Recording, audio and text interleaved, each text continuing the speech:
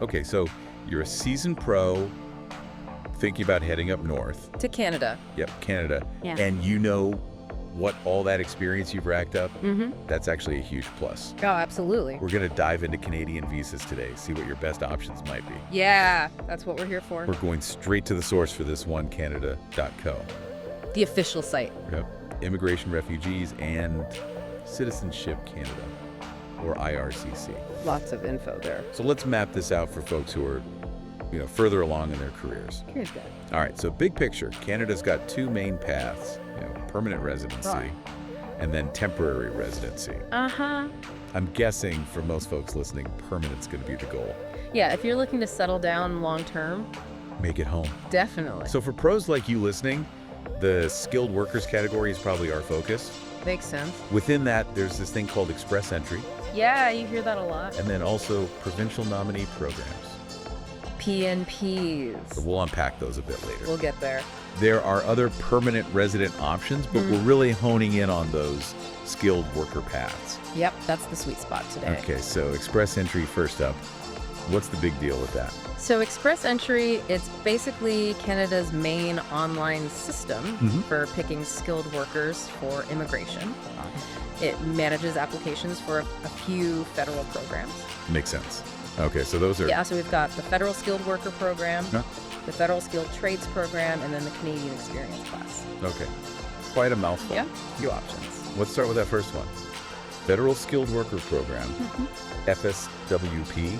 That's the one you see a lot. What's the need to know there? So the FSWP is designed for people with work experience outside of Canada. Right, so not folks already working there. Exactly. Makes sense. Big thing is your language skills, English or French. You gotta have at least a Canadian language benchmark level 7. Oh yeah, I gotta speak the language. Of course. What does that translate to, like IELTS scores or something? It's roughly comparable to an IELTS score of 6 Oh, all right. in each band. So each section needs at least a 6. Yeah, that's a good benchmark. Then there's the work experience part, right? Yep, at least 1 year of continuous full-time skilled work Okay. in the last 10 years. Within the last 10 years. Uh-huh. And this is where those tier categories come in. Oh yeah, they love their categories. Tiers 0, 1, 2, or 3. They categorize jobs based on training, education, all that. So your job needs to fit into one of those. Exactly, gotta match up. Okay, and what about a job offer? Do you absolutely need one to qualify? Not a deal breaker, but it makes your application way stronger. Oh, so it's like bonus points. Big time. And education-wise. You gotta have at least a high school diploma. Okay, the basics. But more education means more points. So the more the merrier, Pretty much. and the big one here. Yeah, this is a big one. There's no upper age limit. Nope, not for the FSWP itself. That's going to be music to some people's ears. Oh. Okay, so what about those other two federal skilled trades programs? The Canadian Experience Class, So the Federal Skilled Trades Program.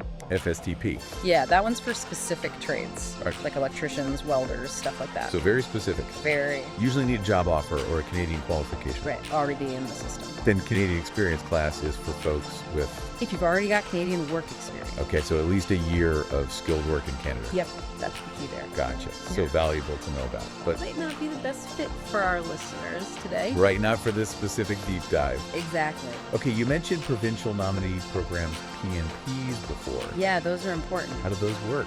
So each province and territory in Canada can actually nominate people. Really? Yeah, it's based on their own economic needs. So what their province specifically needs. Right, like what kind of workers they're looking for. So every province has different streams. Yeah, different requirements. Can you give us some PNP examples, like ones a seasoned professional might consider? Sure, Ontario's got a good one. Okay. The Ontario Immigrant Nominee Program. OIMP. Yep. They have streams for skilled workers. Oh, nice. Some even line up with express entry. So you could get nominated through that. Yep, that's the idea. What about BC? BC has the BC PNP. Catchy. They have a skills immigration stream too, for experienced workers with in-demand skills. So you gotta have skills they need. Definitely. Often need a job offer for that one too. Usually in a skilled occupation. Okay, one thing that stands out with Ontario and BC, Yeah, what's that? when you look at their skilled worker streams, they don't say anything about an upper age limit. Oh, interesting. Like, it's not a hard requirement. Good to know. Now, Alberta's a bit different, right? Yeah, Alberta, they do consider age more. Okay. They've got their Alberta Advantage Immigration Program AAEP. and their Expression of Interest system. EOI. Yep, that one does look at age. Hmm. They tend to prioritize younger applicants, So younger meaning. like 20s, 30s, that kind of range. Makes sense. But they still consider education work experience. So it's not a total shutout if you're older. Definitely not, especially with a solid track record. So with PNPs, it really comes down to researching the specific province you're eyeing. Absolutely got to do your homework on that. All right, let's circle back to temporary work permits. How can those help someone eventually get permanent residency? Good question. So a temporary work permit lets you get Canadian work experience. Oh, I see.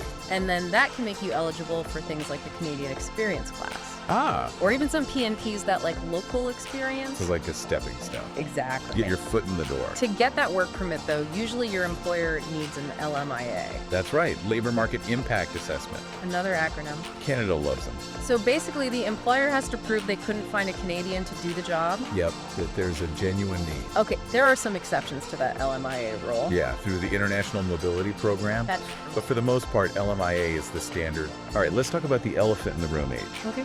Yeah, that's a big one. You're 45, let's say. How does that play into express entry?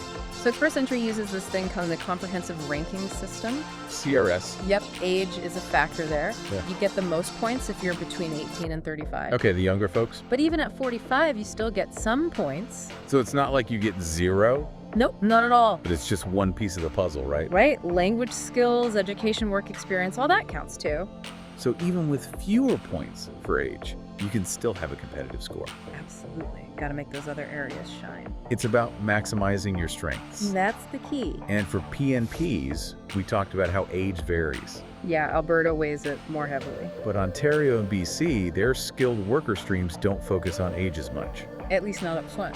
Seems like skills and experience are what they're after. They value that a lot. You might even find PNPs that want seasoned pros. Oh yeah, certain sectors need that experience. All right, so summing it all up, what are the best visa options for our 45-year-old listener? So I'd say the federal skilled worker program through Express Entry is a real contender, Okay. especially if you've got strong language skills, good education, solid work experience. Makes sense. Then definitely look at PNPs in places like Ontario and BC. See if any streams match your background.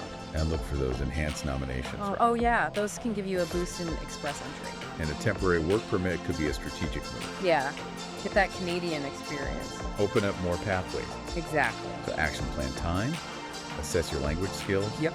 get your education assessed, Important. see where your work history fits in, With those tier categories. and then really dig into the FSWP and those PNPs. That's the research phase. Canada.k is the hub. Your best friend for this process. Use their tools, check your eligibility, And do your research on the specifics of each program. and a word of caution. Oh yeah, important. Watch out for immigration scams. Stick to the official sources. Canada.k all the way. The most reliable. This has been so helpful. Glad to hear it. Really highlights that age is a factor, Mhm. but it's not the only one, Not even close. especially when you've got so much experience under your belt. Canada wants those skills. So, next step, everyone head to Canada.k. That's the place to start. Explore your options and map out your plan. Get the ball rolling. And one last thing to think about. Yeah. Which province or territory really fits your career goals and your lifestyle? It's not just about the job. Right, the whole package. Exactly. That'll help you narrow down your best path. Absolutely. Thanks for joining us for this deep dive, everyone. Hope this was helpful. See you next time. Bye for now.